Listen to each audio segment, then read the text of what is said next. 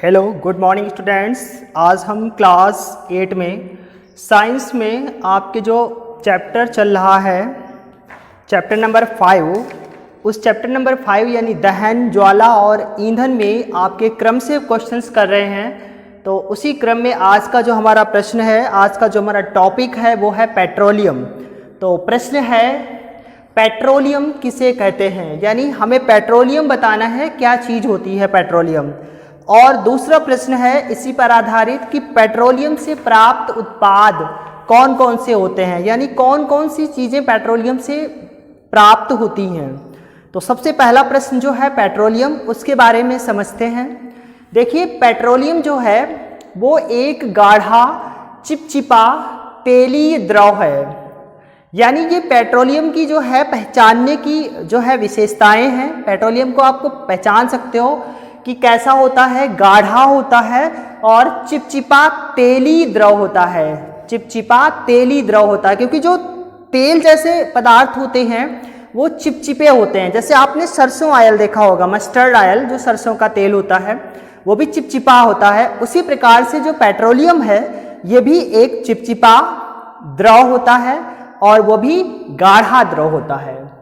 Petroleum जल में अघुलनशील तथा जल में तैरता रहता है, यानी पेट्रोलियम जो है वो जल में अघुलनशील है, घुलता नहीं है। जैसे आप जल में चीनी डाल देते हो, क्या होता है, चीनी घुल जाती है, चीनी कुछ समय के बाद घुल जाती है जल में, परंतु पेट्रोलियम को अगर जल में डाल देते हो तो पेट्रोलियम घुलता नहीं है, अघुलनशील है।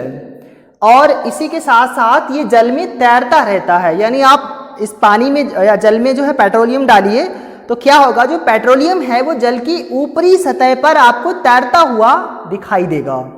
इसके साथ साथ क्योंकि इसका जो घनत्व होता है कम है, यानी पेट्रोलियम जल पे क्यों तैरता है, क्योंकि इसका घनत्व काफ़ी कम है।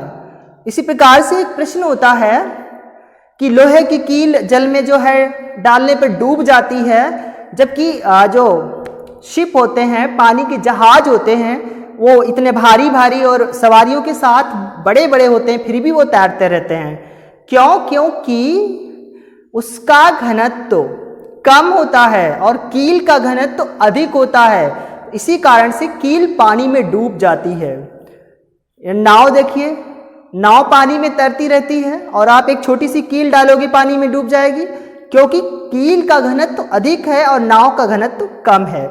उसी प्रकार से यहाँ भी लागू होता है कि जो पेट्रोलियम है वो जल में तैरता रहता है क्योंकि पेट्रोलियम का घनत्व कम है।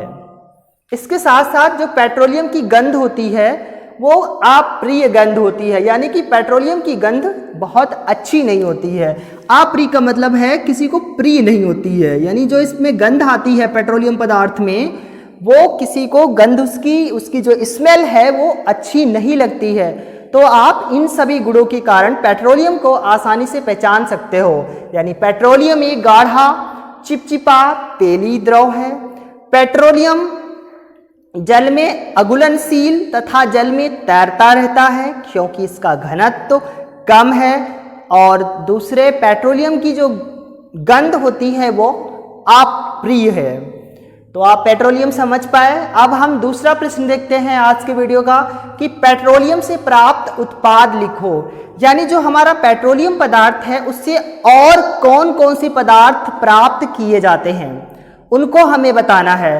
तो देखिए जो पेट्रोलियम है ये जब हमें प्राप्त होता है भूगर्भ में तो इसमें कई सारी अशुद्धियां होती हैं और कई सारे जो है शोधन करने के लिए तत्व होते हैं, यानी इनको जब शोधन किया जाता है, उन कई सारी अशुद्धियों को शोधित किया जाता है, तो शोधित करके उसकी पेट्रोलियम की मात्रा के अनुसार उसको अलग अलग यानी उत्पाद उससे प्राप्त किए जाते हैं। तो जो हमारा ये पेट्रोलियम मिलता है कच्चे तेल के रूप में, उसको क्या करते हैं, प्रभाजी आसवन। तो वही लिखा है कि पेट्रोलियम, यानी आज के प्रश्न का इसका उत्तर है कि पेट्रोलियम तेल जो है वो कच्चा तेल होता है।